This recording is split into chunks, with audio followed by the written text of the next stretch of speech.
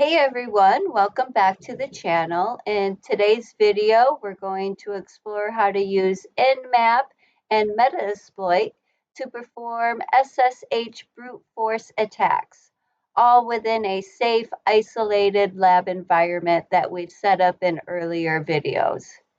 So far in this series, we've installed 4 virtual machines: Windows 10, Ubuntu, Linux Mint, and Kali Linux.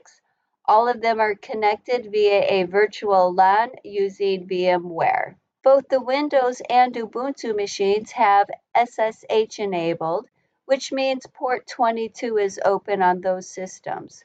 Now it's time to see if our Kali Linux machine can detect this open port and exploit it. A quick but important note on ethics. Everything we're doing here is for educational purposes only. These techniques should only be used in environments you own or have explicit permission to test, like the isolated lab we've created. Ethical hacking means using cybersecurity skills responsibly, to understand how attacks work, to improve defenses, and most importantly, to protect systems and users, not exploit them. Unauthorized access to real-world systems is illegal and unethical. So please always hack responsibly. Okay, so first we need to get our word lists ready inside of Kali Linux. The famous rocku.txt password list is already included. We can see it here in the file system. And then click on USR, Share, scroll down,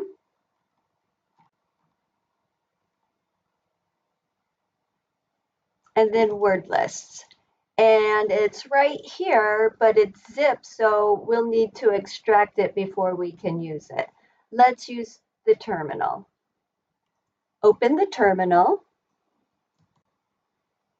and we're going to use gzip.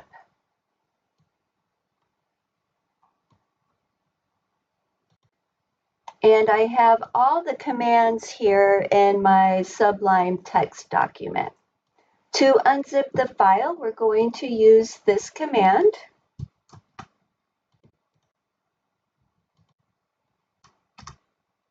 Password is Kali.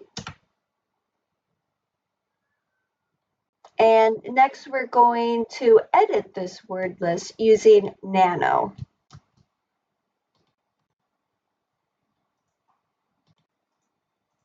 And this is the command. Okay, great. This is quite an extensive list. And you're going to want to make sure that your password is on it or it's not going to work. And this is actually the password that I used. But I'm going to move it down just so you can see how it works.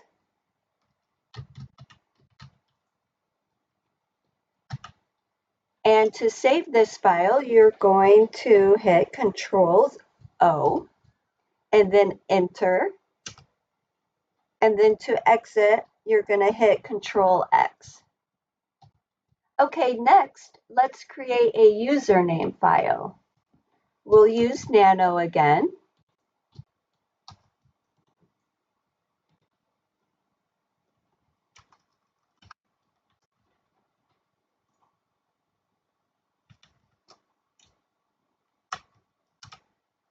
And to edit,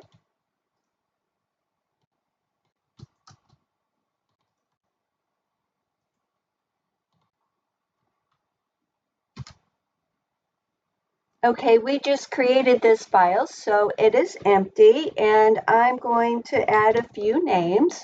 I'm going to put mine at the top just so Metasploit can work quickly.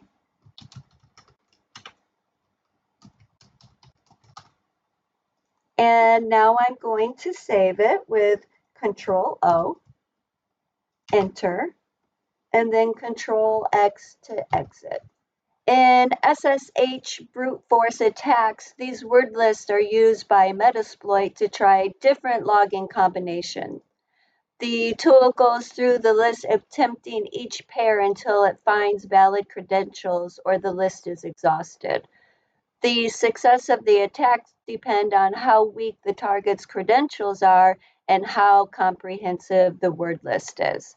Now that we have our word list, let's begin. I will clear my screen first by typing clear. Before using Metasploit, we need to start Postgres.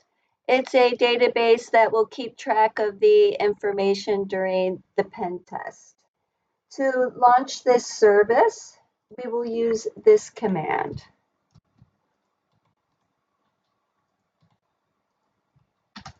And now we will connect to the database with this command.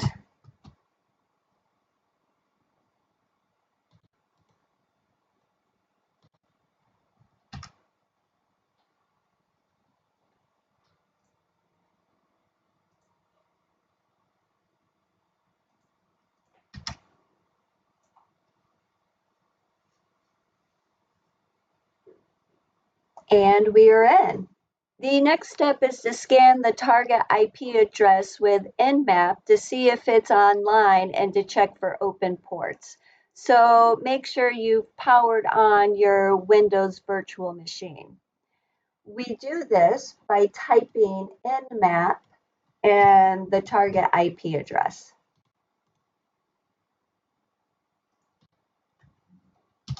Okay, and it came back that the VM is online. I can see it up here with the green arrow that it's also on. And it has found that we have a few ports open, 22, 135, 139, and 445. But for this demonstration, this is the one that we're concerned with. Okay, now we will use the SSH login scanner and enter in the options. The first command is launching SSH scanner.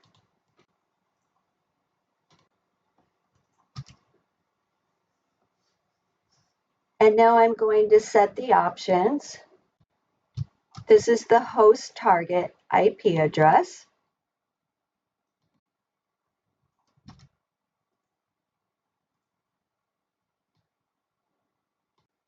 And this sets the username word list.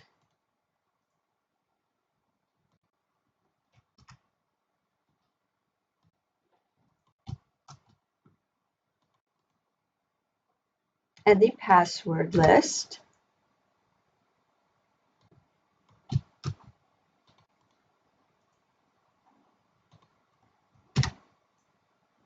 And now we just start run.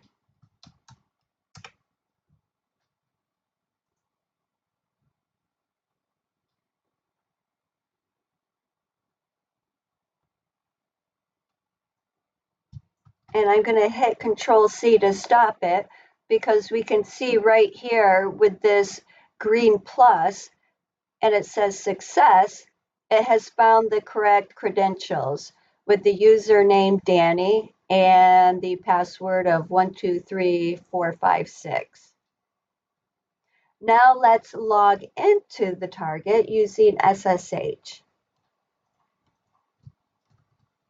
And to do that, you just type SSH, the username, at the IP address, and then it will prompt us for the password, which we just learned right here.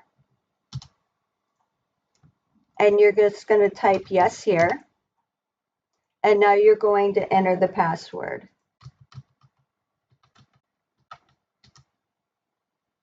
And now we have successfully taken control of the target computer. Now that we're in, let's leave a small marker to demonstrate the level of control that we have over the target system. This is a common technique used in penetration testing to prove access without causing harm. We'll do this by creating a simple file on the target system showing that we can write to its file system. We're going to change directory.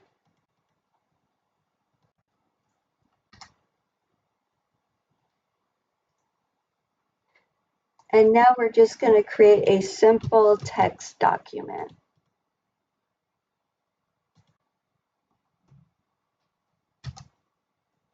And now let's take a look.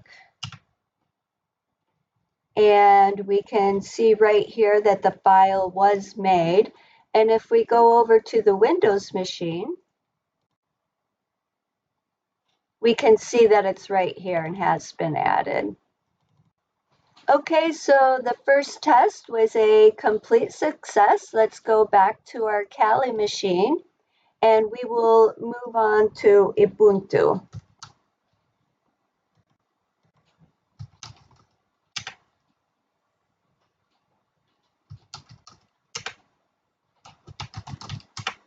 We will repeat the process. First, I will use Nmap.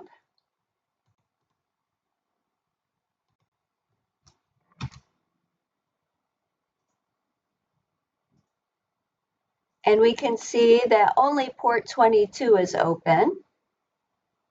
And now we will set our options.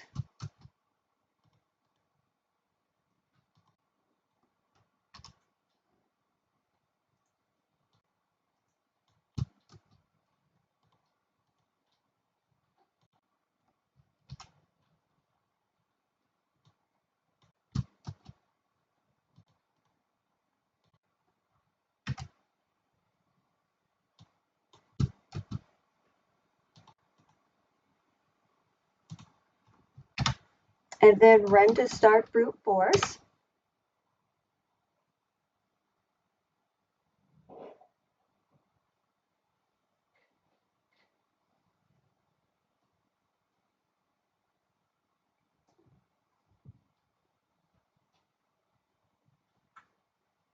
And here we got our green plus sign. It was successful in finding the credentials on Ubuntu. Control C to stop, and let's try to log in again.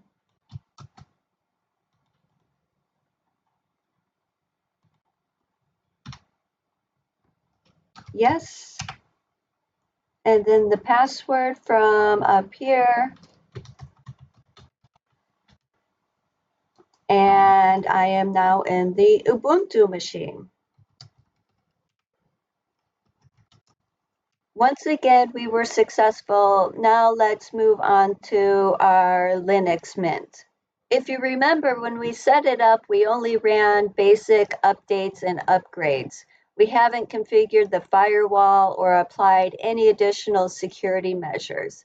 So it'll be interesting to see just how secure it is straight out of the box. And we will repeat the process again, starting with Nmap.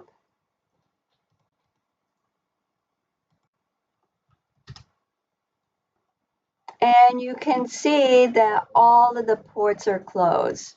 This is great news for the Linux Mint user because it is completely secure straight out of the box.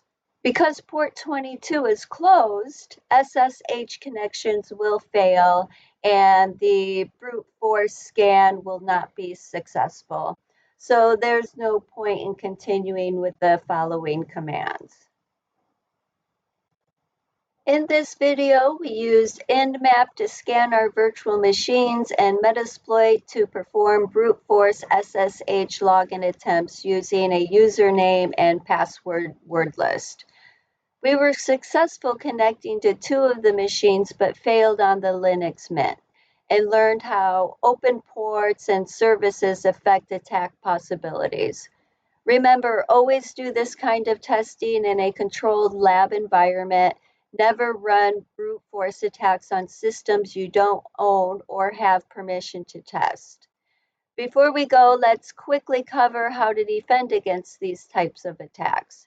Use strong, unique passwords. Avoid common or default credentials and consider using multi-factor authentication whenever possible. You can limit SSH access by configuring firewall rules to restrict SSH access to only trusted IP addresses. You can enable account lockout policies. This prevents brute force attacks by locking accounts after several failed login attempts. Security is a constant process, not a one-time setup. Stay informed, stay vigilant, and keep learning. If you found this helpful, give the video a thumbs up, subscribe to the channel, and drop any questions in the comments. Thanks for watching, and I'll see you in the next one.